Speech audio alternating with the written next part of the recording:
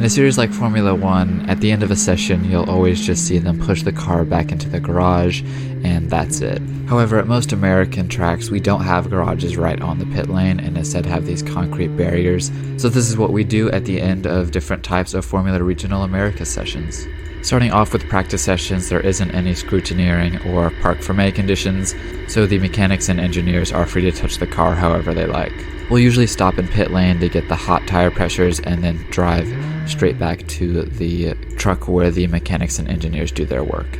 As you can see here, VIR is a bit of a unique track in that the combination of a super tight turn here and a very poor turning radius means that we actually have to do a bit of a power slide just to make this corner into the paddock.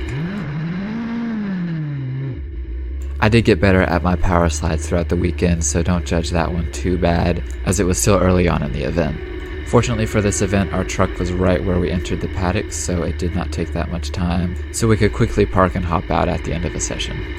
You can once again see that really poor turning radius, as I can't really make this turn, even with the wheel fully locked and a pretty wide entry.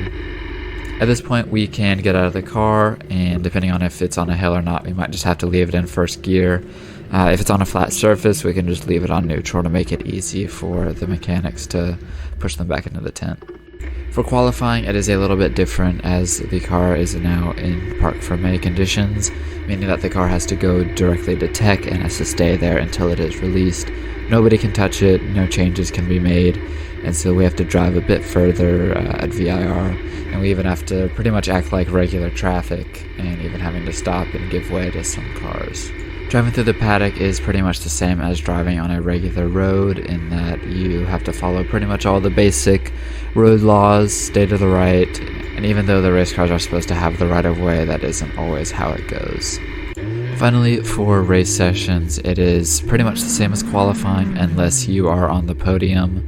So if you finish 4th or below, you usually go back up to that same trailer. And if you are on the podium, then depending on the track, you will either exit the pit lane at a different spot or just drive to a different spot. As you can see here, we stop at the podium instead of going all the way up to that trailer. Here we will park the car, get out and do all the usual podium celebrations, but we do also have to hop back in the car and drive up to the tech trailer after all the celebrations are over, since we are still under parc fermé. And this makes sense since the top 3 usually have the strictest post-race inspections.